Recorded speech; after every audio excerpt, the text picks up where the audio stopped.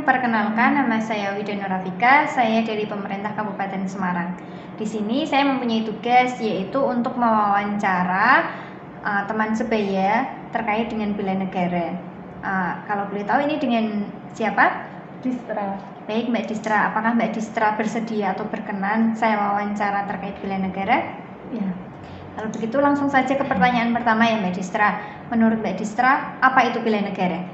Menurut saya, bela negara itu adalah sikap dan perilaku warga negara yang dijiwai oleh kecintaannya terhadap tanah air. Ya, selain itu seberapa penting menurut Mbak Distra tentang bela negara itu terhadap warganya?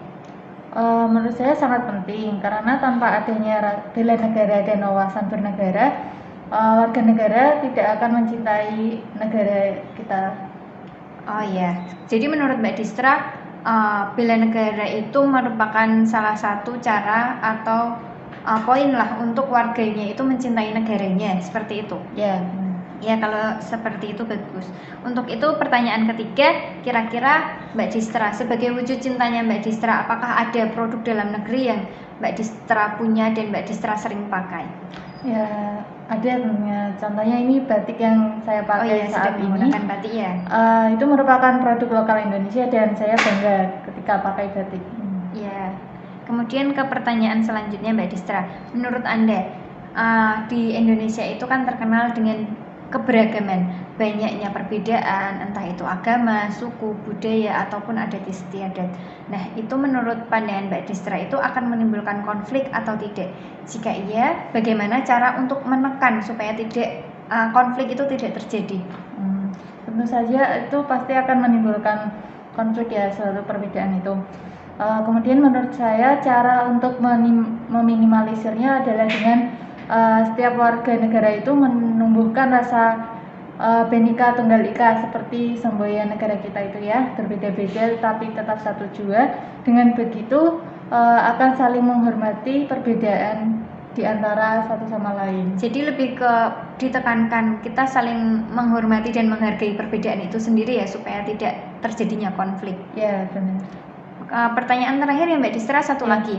Menurut Mbak Distra, apakah keadilan di Indonesia ini sudah merata?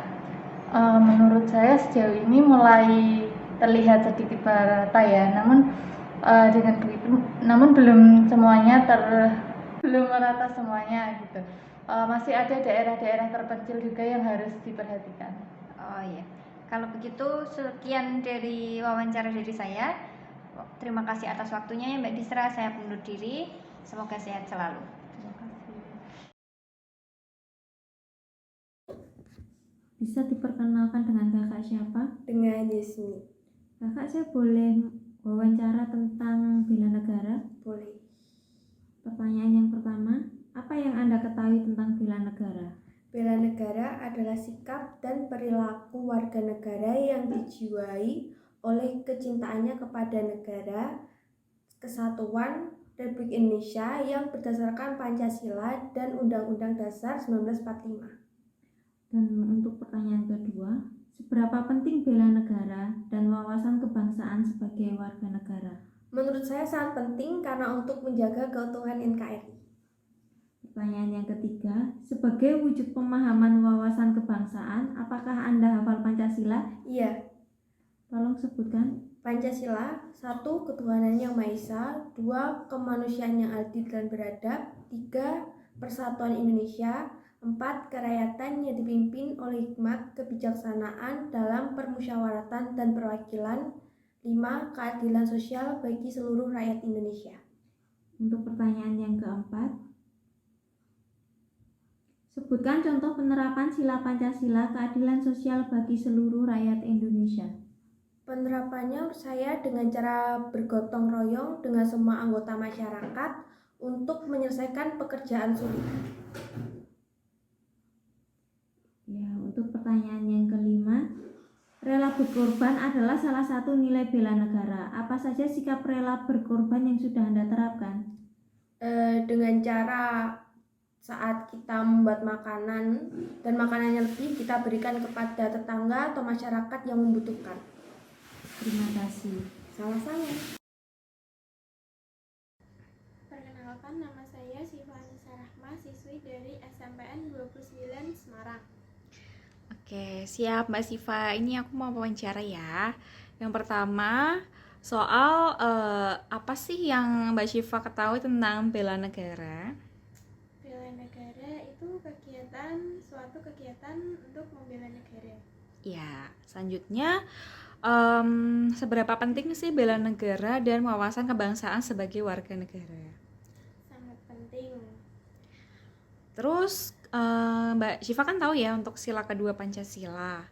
Nah, kalau contoh cara implementasinya tuh gimana sih buat sila kedua? Contohnya ya membantu sesama gitu. Oh gitu, siap. Lalu kira-kira produk asli Indonesia apa sih yang udah Mbak Syifa pakai selama ini? Banyak, mulai dari ini kerudung, baju, celana, dan sebagainya. Oke. Terus selanjutnya misalnya ini nih Mbak, buat contoh penerapan sila Pancasila keadilan sosial bagi seluruh rakyat Indonesia tuh contohnya apa aja sih?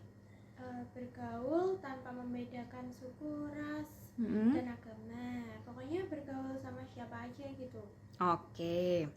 Terus menurut Mbak Siva sendiri tuh keadilan di Indonesia telah merata belum sih? Mungkin belum, karena di beberapa tempat saya kadang menemukan kasus seperti pembulian, perundungan. Oh gitu ya Mbak ya. Jadi belum merata ya. Terus selanjutnya kalau menurut Mbak Siva sendiri itu Mbak Siva sudah menerapkan bela negara belum? Sedikit mungkin. Oke, kalau gitu makasih ya Mbak Siva buat waktunya. Selamat siang. Iya. Assalamualaikum warahmatullahi wabarakatuh.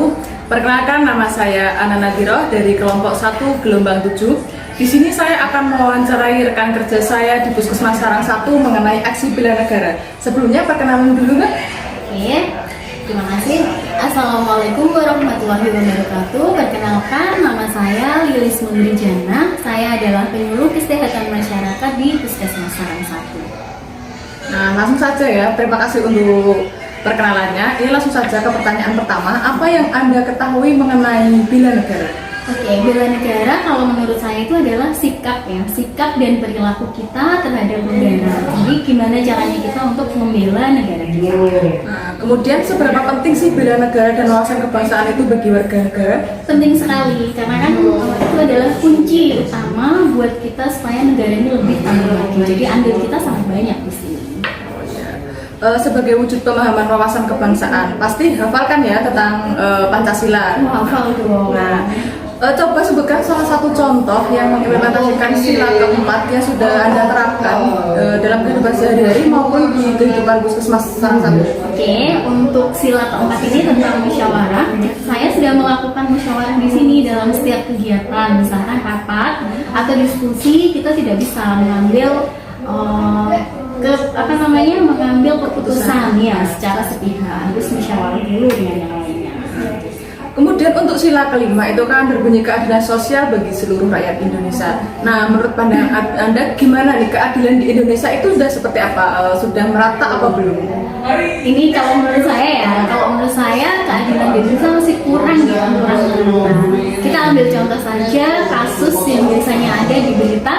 Maling ayam itu kan hukumannya bahkan lebih berat loh dari pejabat-pejabat yang melakukan korupsi. Ya benar, banyak kasusnya itu. Nah itu dia kan berarti kurang adil kurang merata. Nah, menarik nih terkait korupsi tadi ya Mbak ya. Bagaimana tanggapan Anda mengenai isu korupsi yang terjadi di kalangan masyarakat saat ini? Sebenarnya soal korupsi itu kenapa maraknya? Padahal di Indonesia sendiri sudah ada BPK untuk tim pemeriksaan korupsi, tapi masih saja ada yang melakukan korupsi bahkan di lingkungan tahun. Jadi sebenarnya kalau untuk korupsi itu sendiri harus ada dari diri kita tentang komitmen atau integritas kita supaya tidak untuk korupsi. Jadi say no untuk korupsi. Ya. Kemudian terorisme di Indonesia ini kan juga banyak kan terorisme, dan terorisme itu juga merupakan salah satu pelanggaran dari dasar negara. Nah, bagaimana upaya yang harus dilakukan agar kita tidak terjerumus ke dalam ruang lingkup terorisme? Oke, kita mulai dari diri sendiri saja ya. Sama dengan tadi konsep anti korupsi. kita mulai dari diri kita, komitmen kita supaya lebih lagi bertakwa kepada Tuhan Yang Maha Esa. Kalau insya Allah, kalau kita sudah beriman, kita sudah taat terhadap agama kita, nanti untuk hal-hal negatif seperti tadi untuk korupsi, ikut aliran-aliran terorisme itu kita akan terlindungi dari iman itu sendiri. Kemudian terkait jiwa cinta tanah air, nah kira-kira produk asli Indonesia apa yang sudah Anda gunakan dalam kehidupan sehari-hari? Oke, mbaknya melihat sekarang saya pakai batik ya. Ini adalah salah satu cara saya untuk mencintai produk dalam negeri. Jadi saya bangga pakai batik untuk mengenalkan di teman-teman atau di lingkungan kerja. Itu adalah salah satu bentuk cinta saya terhadap tanah air. Dan selain itu juga saya lebih suka sih makanan-makanan tradisional kayak sayur singkong. Jadi kalau bisa kita lestarikanlah nanti untuk kedepannya. Jangan sampai kita sebagai generasi muda malah lebih condongnya ke western untuk makanan dari hal itu. Berarti bisa diterapkan mulai dari makanan tradisional yang Indonesia gitu ya. Kemudian rela berkorban nih, rela berkorban juga merupakan salah satu aksi bela negara. Nah, apa saja sikap rela berkorban yang sudah Anda terapkan? Banyak sih, sesuai dengan tupoksi saya sebagai penyuluh kesehatan, saya sudah melakukan penyuluhan ke masyarakat, kemudian ikut sebagai tim vaksinasi, kemudian ada juga kunjungan rumah. Nah, itu kan bagian dari sikap rela berkorban untuk memeriksa kesehatan pasien dan langsung datang ke rumah. Jadi pasien nggak harus datang ke puskesmas. Kemudian kemampuan awal bela negara juga merupakan salah satu nilai bela negara juga nih. Nah, keterampilan apa yang sudah Anda miliki sebagai bentuk kemampuan awal bela negara? Oke, saya sih biasanya itu ya dimulai dari menjaga kesehatan. Nah, biasanya yang saya lakukan itu olahraga, saya suka bersepeda, kemudian minum air putih, jangan lupa, itu adalah kunci kesehatan juga. Selain itu, kita harus tetap mengupdate informasi, jadi meningkatkan kompetensi kita ya.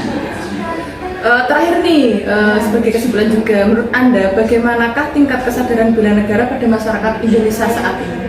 Oke, sebenarnya masyarakat sudah sadar akan bela negara ini sendiri. Mungkin mereka belum paham bagaimana cara mengimplementasikannya dalam kehidupan sehari-hari. Selain itu kan juga karena globalisasi ini banyak lingkungan luar atau daerah-daerah negara-negara luar masuk ke Indonesia, akhirnya mereka gampang teracuni. Jadi harus membentuk dulu di dalam dirinya tentang bela negara itu sendiri, memahamkan diri tentang bela negara. Jadi intinya itu sebenarnya masyarakat sudah tahu gitu ya. Cuma karena di era globalisasi ini jadi mereka seperti kayak bingung gitu ya. Iya, ombang-ambing ya istilahnya. Jadi pemikiran mereka itu gampang terkikis oleh hal luar. Sedangkan hal dari luarnya itu gigih sekali masuk ke Indonesia. Jadi akhirnya ya terpengaruh itu tadi. Makanya pesan saya juga lebih baik kita membentuk pemahaman diri sebagai untuk membela negara kita. Sebelumnya terima kasih atas waktunya, semoga bermanfaat. Sekian wawancara saya dengan rekan kerja saya di Puskesmas Sarang 1. Wassalamualaikum warahmatullahi wabarakatuh. Berdasarkan hasil wawancara yang telah dilakukan, dapat disimpulkan bahwa masyarakat Indonesia telah memahami makna bela negara dalam kehidupan sehari-hari. Bahkan, mereka telah menempatkan aksi bela negara dalam kehidupan nyata mereka. Salah satunya adalah dengan menggunakan produk buatan dalam negeri. Mereka juga memahami bahwa Indonesia adalah negara yang syarat akan keberagaman.